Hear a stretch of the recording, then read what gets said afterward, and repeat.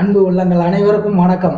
வாழ்க வளமுடன். வீனஸ் வாஸ்து திருநெல்வேலி மாவட்டம் அம்பாசமுத்திரத்திலிருந்து மீண்டும் உங்கள் வீனஸ் இசக்கி வேலு. ஓம் சரவண பவ. எல்லா புகழும் இயற்கைக்கு.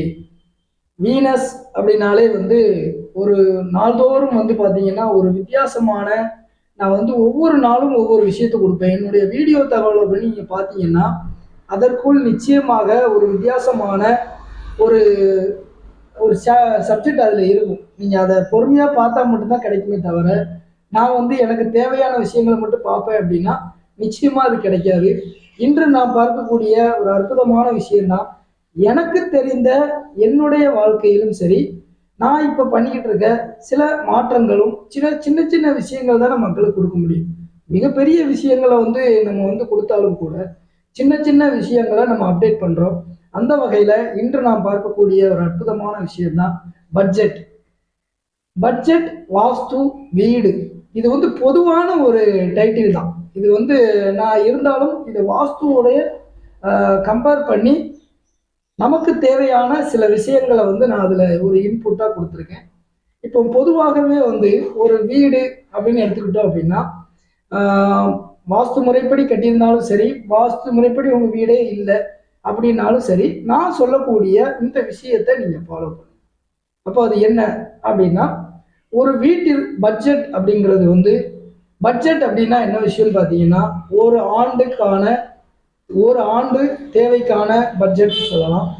ரெண்டாவது பார்த்தீங்கன்னா ஒரு 6 மாதத்திற்கான தேவைக்கான பட்ஜெட், ஒரு மாதத்திற்கான தேவைக்கான பட்ஜெட், ஒரு நாளைக்கு தேவையான பட்ஜெட் அப்படின்னு சொல்லி இந்த பட்ஜெட் அப்படிங்கிற ஒரு விஷயம் மிகப்பெரிய அளவில் ஒரு தாக்கத்தை இந்த வாஸ்துல உண்டு பண்ணுமா அப்படின்னா, நிச்சயமாக இப்போ நான் சொல்லக்கூடிய இந்த விஷயத்தை நீங்கள் ஃபாலோ பண்ணுங்கள்.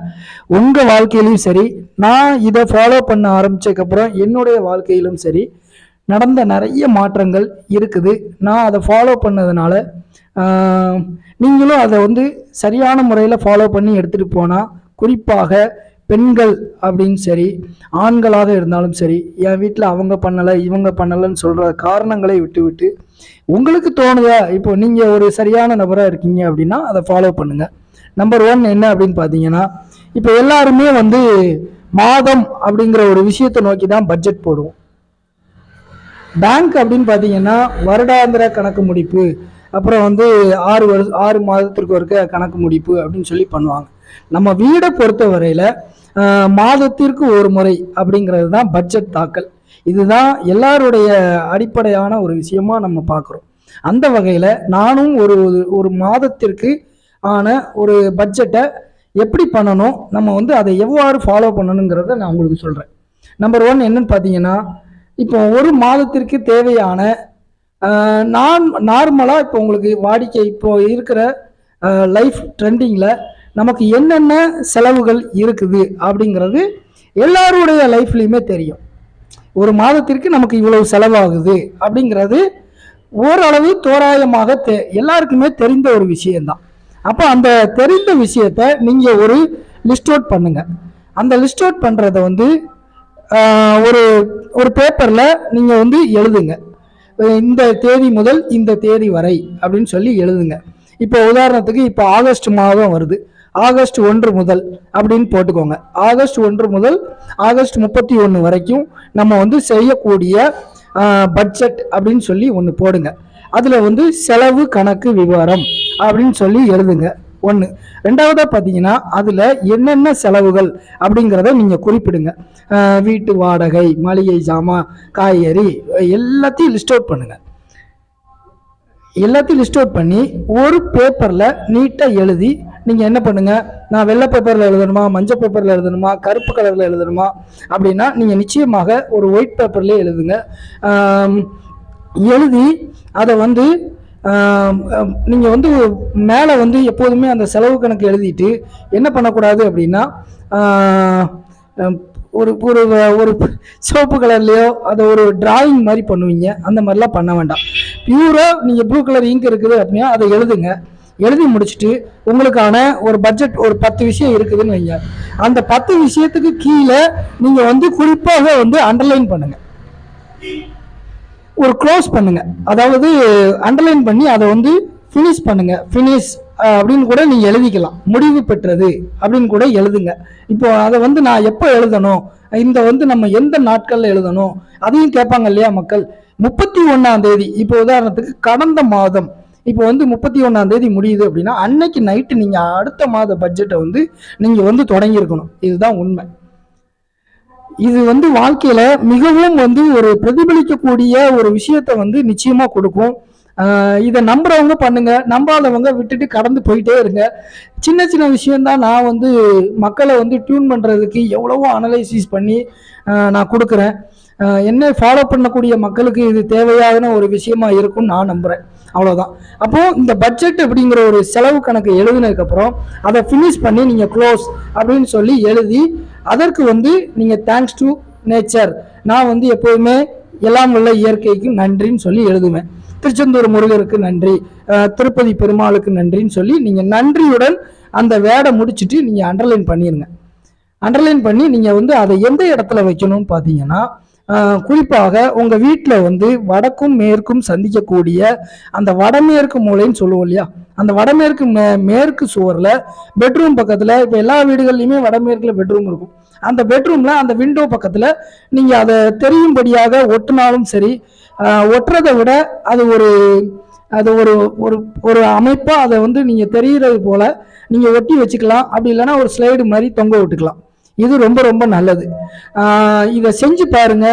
எத்தனை பேர் இதை செஞ்சீங்க, அதை செய்ததுக்கு அப்புறம் மாற்றம் வந்தது அப்படிங்கிறத என்கிட்ட கமெண்ட் பண்ணுங்க, இல்லைன்னா என்னுடைய நம்பருக்கு வாட்ஸ்அப் பண்ணுங்க. இது முதல் நம்பர் 1 விஷயம். சரி சார், நம்ம வாழ்க்கையில வந்து செலவு அப்படிங்கிற ஒரு விஷயம் இருக்கிறதுனால தான் நம்ம உழைக்கணும் அப்படிங்கிற ஒரு விஷயத்த நம்ம கொண்டு வரோம். அப்போ நான் இப்போ இந்த விஷயத்தெல்லாம் சொன்னது போக ஒரு முக்கியமான ஒரு இன்புட் நான் கொடுக்குறேன். இப்போ செலவுக்கு நீங்கள் வந்து பட்ஜெட் எழுதிட்டீங்க, எல்லாருமே செலவு வந்து வரிசையாக ஆர்டர் பண்ணி எழுதியாச்சு. அந்த செலவு கணக்கு எழுதும்போது நீங்கள் ஒரு சின்ன விஷயத்த பண்ணணும். அந்த க்ளோசிங் முடிகிறதுக்கு முன்னால் இது முக்கியமான பாயிண்ட்டு. நான் ஏன் இதை அந்த இதில் சொல்லலை அப்படின்னா, என்னுடைய வீடியோக்கு வந்து நீங்கள் வந்து முழுமையாக பார்க்கணும் அப்படிங்கிறதுக்காக தான். அப்போ அந்த வீடியோ அந்த லிஸ்ட் அவுட்டில் சேமிப்பு அப்படிங்கிற ஒரு விஷயத்தையும் நீங்கள் சேர்க்கணும். அந்த செலவுக்கான ஒரு தொகையும் நீங்கள் எழுதணும், சேமிப்புக்கான தொகையும் நிச்சயமாக நீங்கள் அதில் எழுதணும். இது முக்கியமாக குறிப்பிடத்தக்க ஒரு விஷயமாக நான் சொல்கிறேன். சரி, இந்த செலவுகளுக்கெல்லாம் பணம் வேணும் இல்லையா? இந்த செலவுலாம் பண்ணுறதுக்கு நமக்கு இந்த மாதத்திற்கு உதாரணத்துக்கு ஒரு 5 லட்சம் தேவை. மிடில் கிளாஸ்னால் ஒரு 50,000 தேவை. ஒரு நார்மல் லைஃப் வாழக்கூடியவங்களுக்கு ஒரு 10,000 தேவைன்னு வைங்க. இப்போ இந்த 10,000 வந்து நீங்கள் டெஃபனிஷனாக எழுத வேண்டாம். ஒரு எல்லோ கலர் ஷீட் எடுத்துக்கோங்க. அந்த எல்லோ கலர் ஷீட்டில் ஒரு முடிந்தவரை நீங்கள் வந்து சிகப்பு கலர் பேனா இருந்தால் யூஸ் பண்ணலாம். அப்படி இல்லை அப்படின்னா நீங்கள் உங்களுக்கு முடிந்தவரை பிளாக் யூஸ் பண்ணாதீங்க. ப்ளூ கலர் பேனாவாக இருந்தாலும் பரவாயில்ல. ஏன்னா மக்கள் நிறைய கேள்விகளை முன்வைக்கிறதுனால நான் இது சொல்கிறேன். அப்போ அந்த பேப்பரில் நீங்கள் வந்து முடிந்தவரை வாழ்க வளமுடன், எல்லா புகழும் ஆண்டாளுக்கு, எல்லா புகழும் திருச்செந்தூர் முருகனுக்கு அப்படின்னு சொல்லி ஸ்டார்ட் பண்ணிட்டு பிரபஞ்சத்திற்கும் நன்றி சொல்லிட்டு உங்களுடைய இந்த மாத வரவு இன்கம் அப்படின்னு சொல்லி நீங்கள் ஒரு லிஸ்ட் அவுட் பண்ணணும். நீங்கள் வந்து இப்போ இந்த செலவு கணக்கை லிஸ்ட் அவுட் பண்ணிட்டீங்க பார்த்தீங்களா, வீட்டு வாடகை, காய்கறி, இதெல்லாம் வேணாம். இதெல்லாம் வேண்டாம். நெட் அமௌண்ட் 5 லட்சம், 5 லட்சம், 10 லட்சம், 1 கோடி, இப்படி வந்து நீங்கள் ஒரே அமௌண்ட்டாக ஒரே லாட்டாக எழுதுங்க. அப்போ இதை வந்து நம்ம எப்போ எழுதணும் அப்படின்னா, இதையும் நீங்கள் 31ஆம் தேதி நைட்டு, இப்போ கடந்த மாத முடிவுலேயே நீங்கள் இதை செய்யணும். இதுதான் ரொம்ப ரொம்ப நல்லது. அப்போ நீங்கள் வந்து அந்த பட்ஜெட் எழுதும்போது வரவுன்னு போட்டு நீங்கள் என்ன பண்ணணும் அப்படின்னா, அந்த அமௌண்ட்டை, நெட் அமௌண்ட்டை எழுதி அந்த எல்லாருமே வந்து தொகைக்கு பின்னால் ஒரு கோடு போட்டு அதை வந்து அடைப்புக்குறியில் போடுவீங்க. அது பண்ணாதீங்க, அது வேண்டாம். ஒன்று.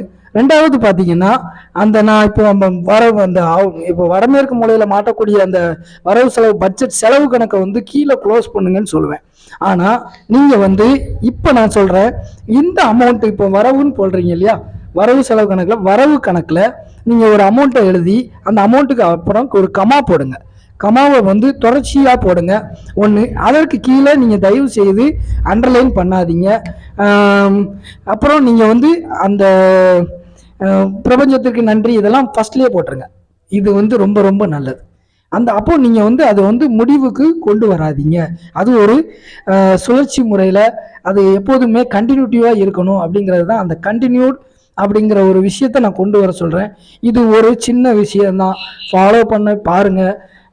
ஏன்னா எப்படி தான் நம்ம வாழ்ந்தாலும் எல்லா பிரச்சனைகளையும் நம்ம தாண்டி தான் வரணும். அப்போது சின்ன சின்ன விஷயங்கள், சின்ன சின்ன அப்டேட் நம்ம மூளைக்கு எட்டிய வகையில் நான் வந்து என்னுடைய அனலைசிஸில் நான் சில விஷயங்களை சொல்கிறேன். அப்போ நீங்கள் இப்போ இது எழுதுறீங்க இல்லையா, இதை வந்து வீட்டினுடைய வடகிழக்கு மூலையில் வந்து நீங்கள் வந்து அதை வந்து எல்லாருக்கும் தெரிகிற மாதிரி மாற்றணுமா அப்படின்னா இல்லை. எதுலையோ ஒரு பக்கம் நீங்கள் வச்சுக்கலாம். அந்த வடகிழக்கு மூலையில் நீங்கள் ஏதாவது ஒரு, இப்போ நீங்கள் ஒரு வீட்டில் வந்து ஏதாவது ஒரு இடம் வச்சுருப்பீங்க இல்லையா, அந்த இடத்துல நீங்கள் வந்து அழகான முறையில் இதை வந்து செவரில் ஒட்டணும். நான் வந்து இதை வந்து முடிந்த அளவு இதை வந்து உங்களுக்கு ஸ்டோர் பண்ணால் ரொம்ப ரொம்ப நல்லது. நீங்கள் இதை ஃபிக்ஸ் பண்ணாலே போதும். இருந்தாலும் கூட அந்த எழுத்துக்கு ஒரு வேல்யூ இருக்கிறதுனால அந்த வடகிழக்கு மூலையில் நீங்கள் வந்து ஒரு சின்னதாக அதை எதுலையாவது வைக்கிற மாதிரி வைத்து கொள்ளலாம். வீட்டுக்கு வெளியில் நான் சொல்லலை, வீட்டுக்குள்ளே வைக்கலாம். அப்போ ஒரு பேப்பர் தான், அந்த பேப்பரை நீங்கள் எந்த இடத்துல வைக்க போகிறீங்கிறது தான் வைக்கும். அப்போ சார் எனக்கு வந்து வடகிழக்கு மூலையில் வந்து நீங்கள் ஒட்டலாமா ஒட்டக்கூடாதா அப்படின்னா நீங்கள் ஒட்டிக்கோங்க, அது வந்து தவறு இல்லை. ஏன்னா நம்ம வீட்டுக்கு வரக்கூடியவங்க உங்கள் இன்கம் சோர்ஸை பார்த்து அப்போ இவ்வளவு வருமானங்கள் வருதா அப்படிங்கிற ஒரு கண்ணோட்டத்துக்கு போகக்கூடாது. அப்படிங்கிறக்காக தான் அதை வந்து முடிந்த அளவு நீங்கள் தெரியாத அளவுக்கு வைக்கிறது நல்லது. தெரிந்தாலும் தவறு இல்லை. அதை வந்து நான் வந்து வடகிழக்கு மூலையில் ஒரு பெட்டி செஞ்சு வைக்கணுமா, இல்லை ஒரு பாக்ஸுக்குள்ளே போடணுமா, இதெல்லாம் வேண்டாம். அடைச்செல்லாம் வைக்கக்கூடாது, ஓப்பனாகவே வைங்க. மக்களின் மனநிலையை பொறுத்து சில விஷயங்களை பார்த்து தான் சொல்ல வேண்டியிருக்கு.